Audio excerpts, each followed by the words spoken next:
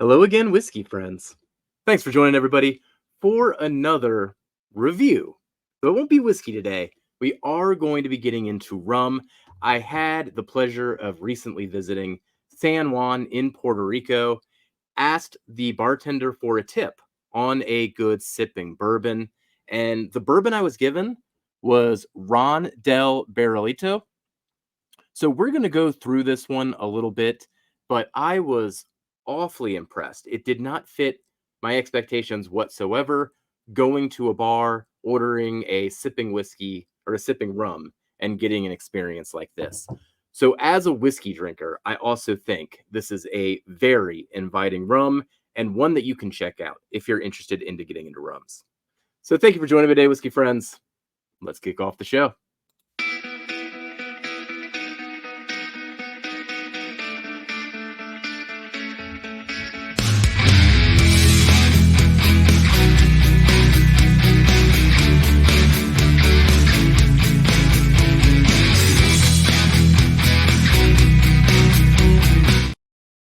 All right. Before we get into review, I do want to take the time to thank everybody for all the channel support. We are having a whole lot of fun here behind the scenes and priming this thing to keep growing. Now, we do need your help for it to keep growing.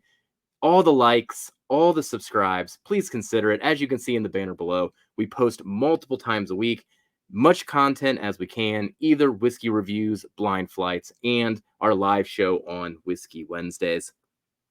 And we also love engaging with our community. So please consider joining the Patreon. Link in the description. Even the free tier has its benefits. So go check that out. We are starting to ramp things up here on the channel, getting into more barrel picks. Our whiskey friend tiers will be the first one to get their hands on anything.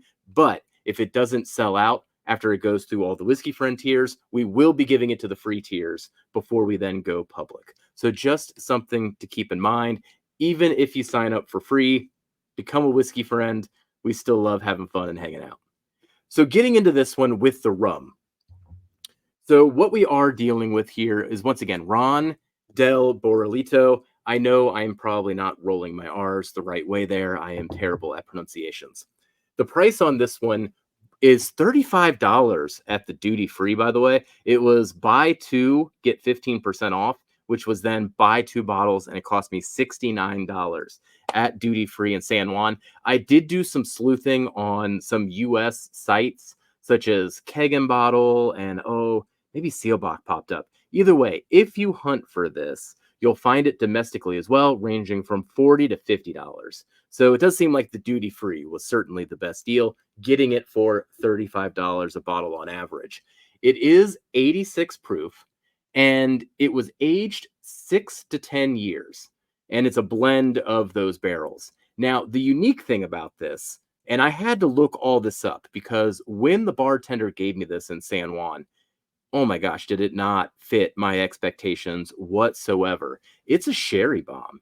So I had to go and look it up and make sure I was experiencing what I thought I was experiencing, go on the website and understand specifically what the 3-star brand is all about. So it will have some stars across the label here. This is the 3-star. To be completely clear, there's a 2-star that would be cheaper and younger, and then there's a 4-star and a 5-star.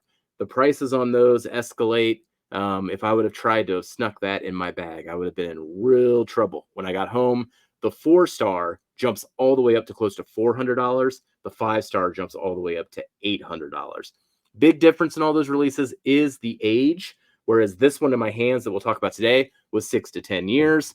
That 4-star, as an example, starts accelerating things all the way up to 20 years. And then by the time you get to their ultra premium, they're using all types of crazy casks. But they were aged in white oak sherry barrels. So that's the thing that completely threw me off when it comes to the experience. And I'll walk through that a bit in the notes. But yes, completely aged in sherry barrels, going through that blending process. Just really blew me away from a first impression standpoint. Thus why inspired to do this review and bought 2 bottles as well. So then let's get into the review itself. We'll go through the nose, the palate, and the finish, and then we'll get into the final scores. So thank you for joining today, whiskey friends. Cheers, everybody.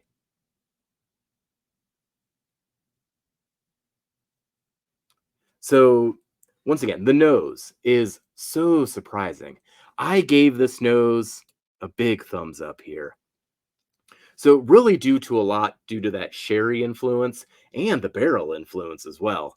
The main things that I get are, gosh, raisins and some other fruits like green bananas and stone fruits in general, getting kind of nondescript there. Um, the other thing that influences this a lot is that barrel influence. There's a lot of char, there's a good amount of oak, and it all kind of, that char especially, comes around with this nice smokiness that I do like diving my nose into over and over again. This is actually a nose that I could just spend some time with as just a sipping rum. Other flavors would be like just a general vanilla extract. You know, it is very vanilla leaning in those regards. And on the nose, it doesn't come off very sweet like a lot of other rums. It is very more dark leaning, more neutral leaning than the sweetness, at least on the nose. The sweetness will pop back later in the experience. So now let's get into the taste. Cheers, everybody. Mm. One thing I got to show here, as we're going to talk about front palate. I know it's 86 proof, but it is oily. And that, comes through then as this nice creamy mouthfeel. Now, initially, a lot of the flavors are faint up front. So it does show its proof there. That's probably the only place that it shows its it shows its proof. It's just in the volume of flavor that you get initially. Flavors themselves are like a watered down molasses, almond paste, bit of raisins. Again, that raisins is going to keep coming up. There are some spices though. There's some pepper and just spices in general going on. But once again, volume turned down, a bit watery compared to something that is maybe more around 100 proof. All right, let's get into mid palate.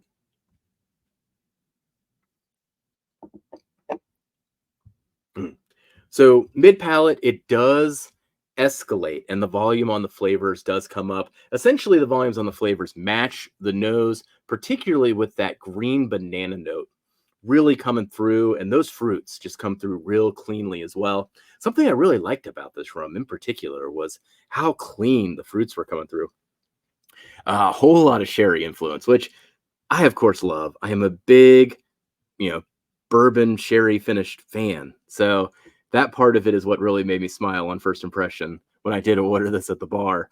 And you start getting more of that barrel influence. Once again, mid palate, the smokiness doesn't generate quite yet, but the char starts building, the oak starts building, and that all then accumulates and escalates into the finish.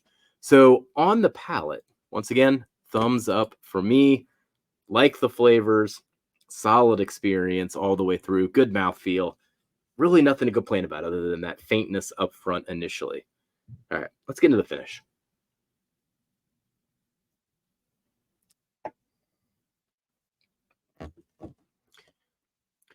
A lot of those flavors do carry through to the finish, particularly again, the green apple, the raisins, and those stone fruits. So those fruits continue. The thing that intrigues me the most then when it comes to the finish is this smokiness that actually emerges and starts balancing the sweetness that's coming through from all those fruit flavors.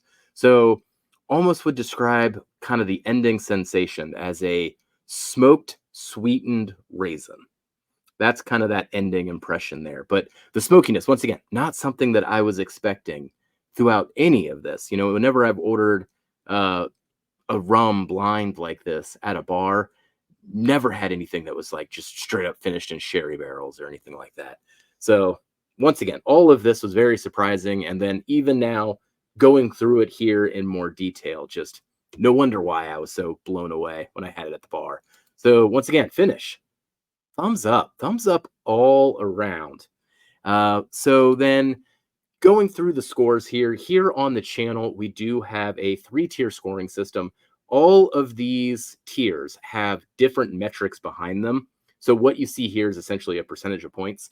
So the flavor, when it comes to flavor, each step of the way, got a 77.5. Experience, got an 80. Solid 80 on the experience. And then value. Rating this for what I paid for it, which was $35 a bottle. Even if I bring that up to 40, if I were to only buy one, 10 out of 10 for me on the value. This, now that I know it's actually domestic too, this is going to be a rum that's always going to be on my shelf. And I can't wait to experiment with mixing with it. I bet you it makes some incredible cocktails on top of all that because it's going to add so much flavor to it. So all in all, we get a final score of an 81 out of 100 for essentially just a cheap sipper. Perfect, perfect, perfect. Exactly what I wanted. It's something I wanted to find on this particular trip. Was excited to then bring it home on the last leg of the trip at the duty-free score. So let me know what you think in the comments. A, have you ever had this before? And B, if you haven't had it before, did this intrigue you to give it a try? What do you think about rums overall? Now, one last thing I will say, I did do some investigation on this just to try to figure out what other people were saying. I came across a quote that really, really made me laugh. But somebody that was reviewing it on Reddit was like, it's just okay. You know, it tastes like something that was made for bourbon drinkers. And then when I saw that quote, I was just laughing like, yeah, I love it.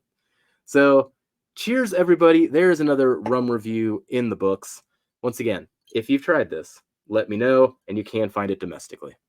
And this was Puerto Rican rum, just to be clear. Well, thank you for joining today, whiskey friends. We'll catch you on the next whiskey review. Goodbye, everybody. Jeff, just be friends with me. But you have these whiskey friends, and you say hello again. Oh, Jeffrey, you should just be friends with me. But you have these whiskey friends, and you say hello